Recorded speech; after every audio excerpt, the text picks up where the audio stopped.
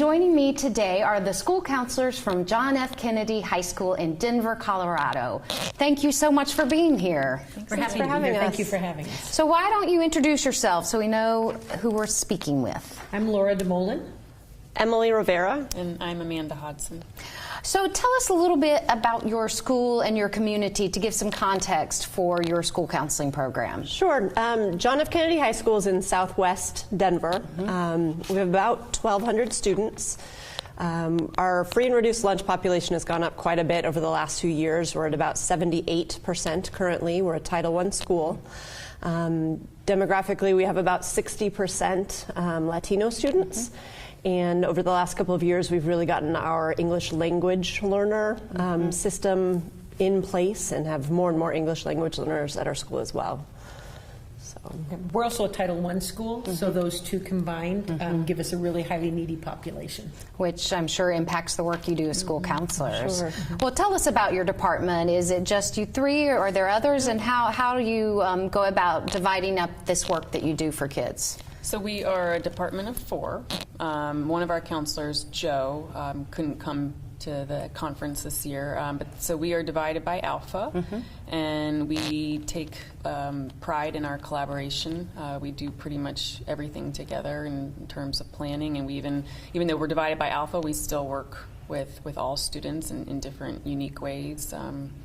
We each have different roles that we take, not control, but that we kind point of person. Yeah, point person for different, and I don't know if that's unique or not, but we definitely. Is it by issue or topic, or as it comes, or is it Laura explains it best, but you know, when we go over department roles, and we review this every year. When you work on the management agreement, right? There are areas Annual of expertise that we like to focus on because we're good at it. And sometimes not just expertise, but passion. Yeah, passion. So someone is in charge of college and scholarships. Someone is in charge, point person, freshman transition, choice of studies, concurrent enrollment. But we do everything collaboratively. Okay. And we definitely will. Have no problem saying, for example, like Emily is so much better at technology and data collection than I am. And so it makes most sense that when it comes to putting a presentation together, we work on it collaboratively, but she might actually make all the finishing touches. based on strengths and experiences and that sort of thing. So we believe in being an open access, open door department. And so we always tell the students by Alpha, we're your counselor. Right. Or I might say, I'm the college coordinator, but your counselor is your college counselor. So all kids can come to any of us at any time. They don't have to come to us just by Alpha. We want them to feel comfortable with all of us so that whatever the need is, if their counselor is not there, they have anybody that they can go to in the department. So how is that collaborative nature of working together translated into the implementation and delivery of a comprehensive program, and particularly going through the ramp process? It might be better to start a little bit with how we started in the ramp to begin with, and then we can kind of talk about how we developed the curriculum from that. We originally, so this is our 3rd time receiving the ramp. And so we've been doing this comprehensive program for 12 years now, because you had to do it for 3 before you could do the first one. That is correct. And that it was really implemented by one person who said, I believe in it. He'd come from Wisconsin, and he said he really believed in a comprehensive school counseling program. So he kind of said, I'm going to be the point person on this. I want to do this. And at first, it looked like he was going to do all the work, and we went, but no. So we all started taking part in developing the different curriculums where our strengths were. A lot more writing and submission of a book that was this thick, as opposed to it's online. Submit. And so that kind of really helped focus our priorities on. One of the things that Emily did that was fabulous is she took our school performance framework, or the SPF is what we call it in Denver, and said, all right, what do we own? What as counselors do we own? And a lot of that came from ASCA and NOSCA about owning your turf. What do we have control over? And so a lot of our curriculum development then started with, what do we have control of? What can we take as ours and say, we can make this happen? Right. And so from that individual's expertise with the national model and him teaching the rest of us kind of the process of applying for RAMP, once we submitted that first one, it became a great annual and now every 3-year house cleaning almost, of reassessing, okay, where are we and what are our strengths, what's going well for us, and using the ramp process to hone in on where we see ourselves going. And you know, every year we go through these steps, but then every 3 years it's even more intense and more in-depth within the framework of getting the different pieces together for the ramp application. And you know, as you may know or not, that we've changed that timeline to be more in line with our specialist certifications and typical schools licensure and certification requirements. So it's every 5 years. So I'm happy about that. So it's yes, and as we're many schools across the country, but curious to think, have you talked about or given some thought to, you know, we don't want to lose that momentum and that work, how you can sustain and maintain given the longer timeline?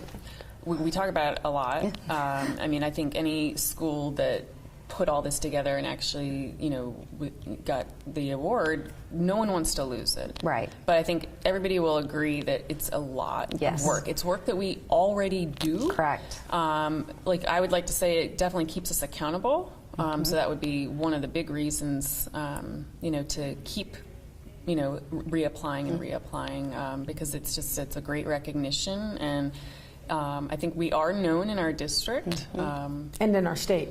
And I think our teachers, who have been so supportive, our administration,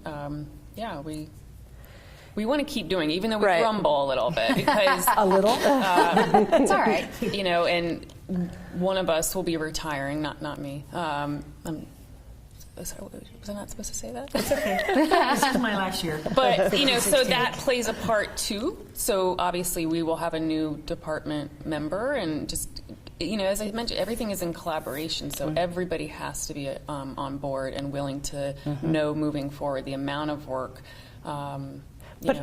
Sorry to interrupt. I think that's one of the beauties of it, is that it's become a process and a habit for us. That, the years when we're submitting, we are much more in depth and need to make sure that all parts of our program are in place and working to the best of their ability. In the down years, the in-between years, we may focus more on one element than another during that given year, and we don't have to go as in-depth into such and such report or that sort of thing. But those in between, we can focus on the parts that we know that we want to make a priority that certain year.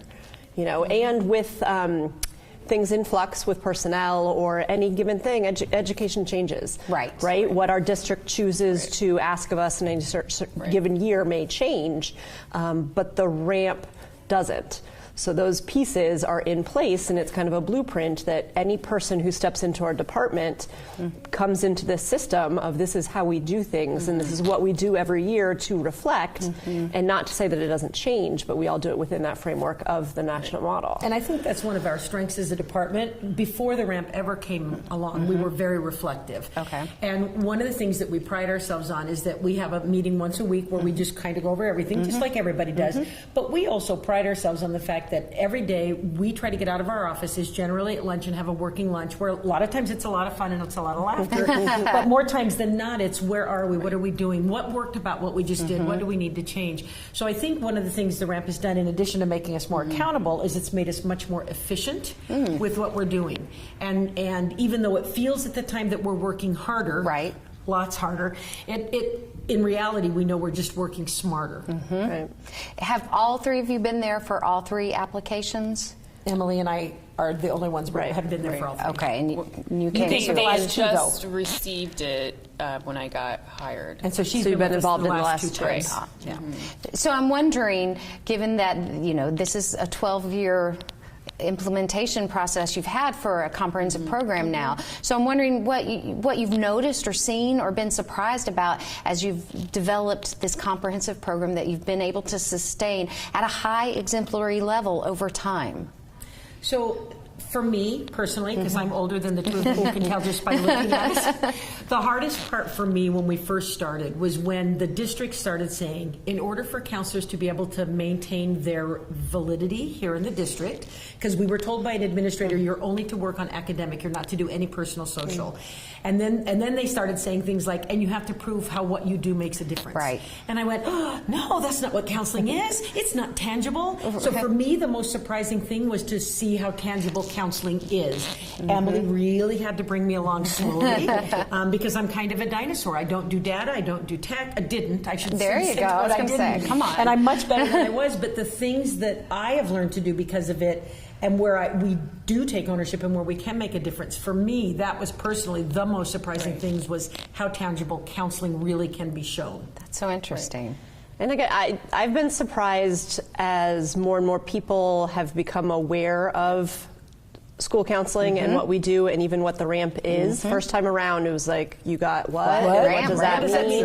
Even the second time around. Right, What? right. But to feel that recognition and for people to get the work that goes into it and the difference that we make school-wide, again, I think it's the platform for more people learning what school counseling is about, because we can show them, here's what we did. Exactly. You know? Our advisory council is great. Right. That's a big part of it. And so that's another example of a piece that's been put into place through focusing on submitting our ramp, that now it just exists and it kind of drives itself. And Well, and the relationships that are built with the stakeholders. Absolutely. Because it's not just the four of us. Right. I mean, it's our administration, it's the parents, it's the kids. It's being able to have those advisory councils and just use the tangible evidence of what we have done. And we talked even this morning about it's opened our eyes of areas of weakness, areas of focus that we are all okay with saying this is for the next time around what we would like to see some growth in, and how can we do this? It almost forces us to revisit our curriculum again. How can we make it better? How can we make it, where our kids are truly absorbing everything that we want them to take with them once they leave, whatever their post-secondary plan looks like. And one of the surprising things for many schools about RAMP is that when you set those goals, that's a key critical component of the RAMP application.